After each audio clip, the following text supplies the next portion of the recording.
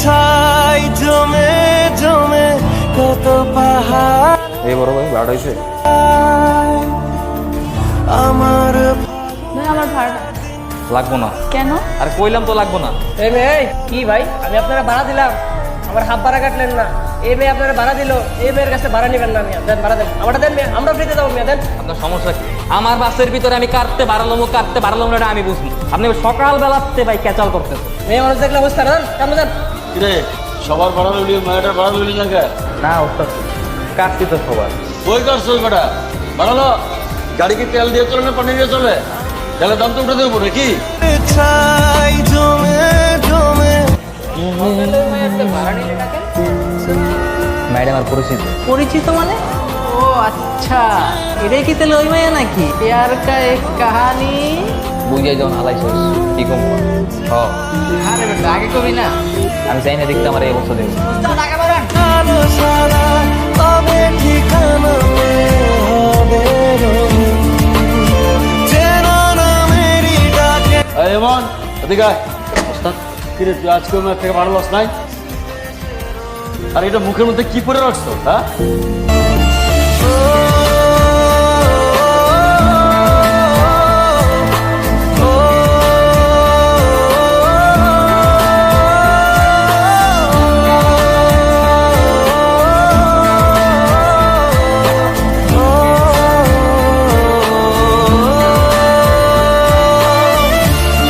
এগুলো কি শুরু করেছো তুমি? কি শুরু করছি মানে? যা দেখছো তাই। তুমি তো এমন ছেলে না। হঠাৎ তোমার কি এমন হলো যে বাসের হেল্পারি করতে হচ্ছে তোমাকে? তোমাকে কিন্তু আমি খুব ভালো করেই চিনি। মা, মা! এই দাঁড়াও, এতক্ষণ ধরে ডাকছি, শুনছো না যে? আমাকে যেতে হবে, আমার তারা আছে। তুমি আমার কথা শেষ না হওয়া পর্যন্ত এক পাও সামনে এগোতে পারবে না। তুমি খুব ভালো করেই জানো আমি কিসের কথা বলছি। কোনোভাবেই সম্ভব। কেন সম্ভব না? কিসের এত অহংকার তোমার?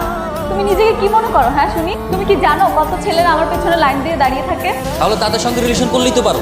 আমার মতো গরিব অহংকারী ছেলের সাথে কথা বলতে আসছো কেন? কারণ আমি তোমাকে ভালোবাসি, আর আমার ভালোবাসাটা এত সস্তা না যে তোমাকে ছেড়ে আরেকজনকে ভালোবাসবো। সেটা তোমার ব্যাপার, আর আমি আমার সিদ্ধান্ত অনেক আগেই জানি। ইমান, তুমি শুনে রাখো, আমার ভালোবাসা যদি সত্যি হয় আমি তোমাকে ঠিকই পাবো। এমন যদি হয় মনের নদী হয়। যা বলবো তাড়াতাড়ি বলো, আমার কাজ আছে। তুমি এইসব কেন করছো?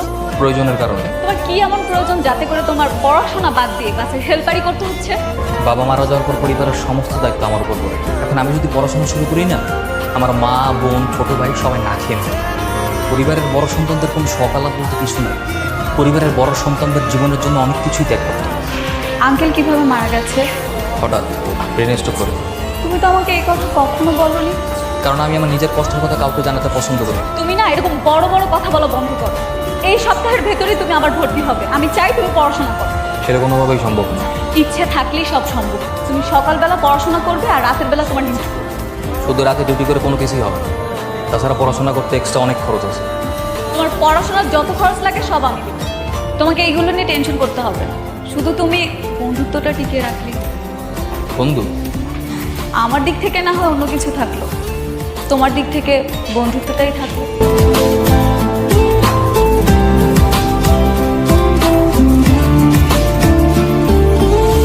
ফেরাবো তোকে আর চেনাবো তোকে পৃথিবী নতুন করে। ওই মেয়েটা গ্যারেজে ছিল? জি। তার মানে ঘটনা বহুত দূর গড়ায় গেছে না? আজকে আসুস বুঝা মনে হয়। তুই মন খারাপ করছিস? আরে ওস্তাদ, কখন এলেন আপনি? কিরে বেটা, ওস্তাদ এসে কবি না মারে? তুই কই গেছিলি? একটু বাইরে গেছিলাম। তুই করে কত ওই মায়েটা কেটা? না ওস্তাদ, বন্ধু আর কি, পরিচিত, এর বাইরে কোনো সম্পর্ক নাই। ঠিক আছে, কালকে থেকে তুই আমার গাড়িতে উঠবি না। এটা আপনি কি করলেন? তোর যখন বিপদায় ছিল তখন আমি তোরে ঠাঁই দিয়েছিলাম। আমার লোকে কোনো রকম বেইমানি করার চেষ্টা করিস না।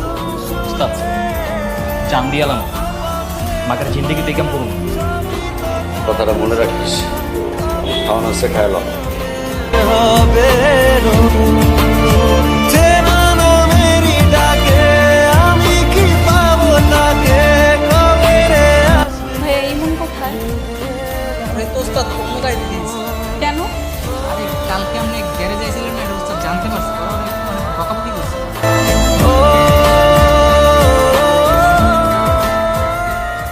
তুই নাকি কোন ছেলের সাথে ঘোরাফেরা করিস?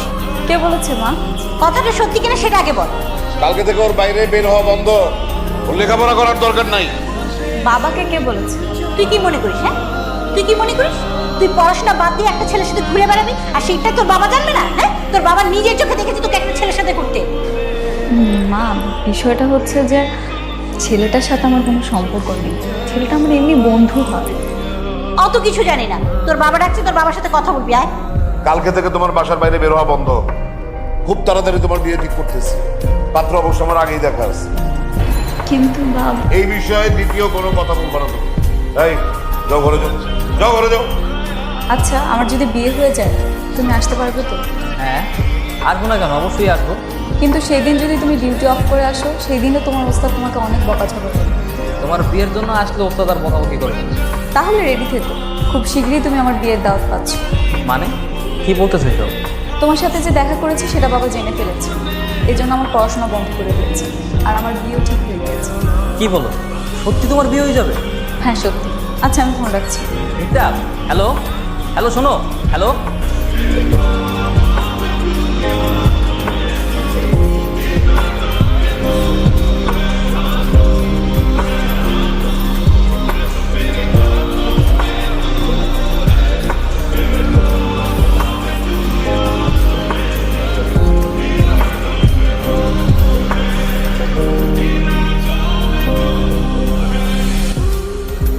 হ্যালো, হ্যাঁ বলো। একটু নিচে আসবা? আমি তোমার বাসা নিচে দাঁড়িয়ে আছি।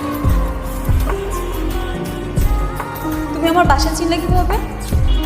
আগে তো দুবার এসেছিলাম, তখন থেকেই তো চিনতাম।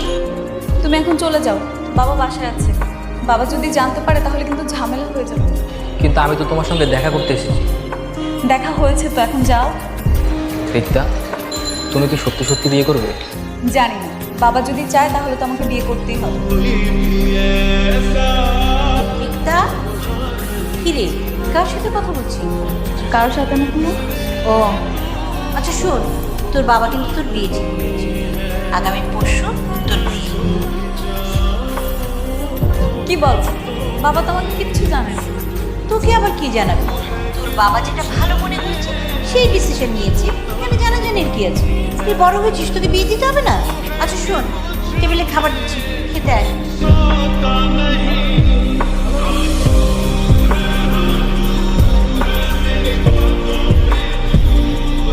রিক্তার বিয়ে হয়ে গেছে। আমি তো কত মেয়ের পছন্দ করি, সব কিছুতে বিয়ে হয়ে গেছে।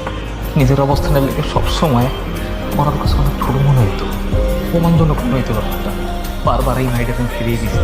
মেয়েটা যতবার আমার কাছে ভালোবাসার কথা কইতেইছে আমি বারবার ওকে ফিরিয়ে দিয়েছি। কইতে পারতাম না, সবসময় মনে হতো আমি তারাই দিই। আমার তো ভালো লাগে না, তুমি চাইতে মোর সাথে বিয়ে হয়ে যায়।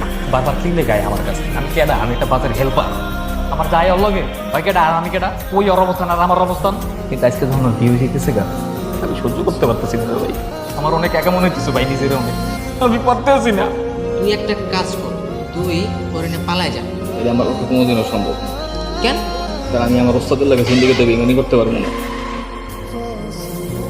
আমার বাপে মরে যাওয়ার পরে আমার বিধবা মা আমার এত ছোট ভাই বোন রাস্তায় রাস্তায় কত ঘুরছি, রাস্তাঘাটে ঘুরে ঘুরে মানুষের একবেলা ভাত খুঁজছি, খাউন খুঁজছি, চাকরি করছি, কেউ দেয় নাই আমাকে, কেউ একটা বেলা ভাত দিয়ে সাহায্য করে নাই। তখন এই মানুষটা আমার মায়েরে আমার ছোট বোনটা খাওয়াইছে পড়াইছে, আমারে খাওয়াইছে পড়াইছে, আমারে বড় করছে। এই ওস্তাদের লাগে বেইমানির কথা তো আমি জীবনে চিন্তাও করতে পারি না। আমার জীবন যাইবে ওরা, তারপর আমি আমার ওস্তাদের লাগে জিন্দিগিতে বেইমানি করতে পারবো না। কান্দুস কাবাটা কি হয়েছে? না ওস্তাদ, হয়েছে কি, ওই মায়েরে ও হচ্ছে ভালোবাসে। কি কইলি?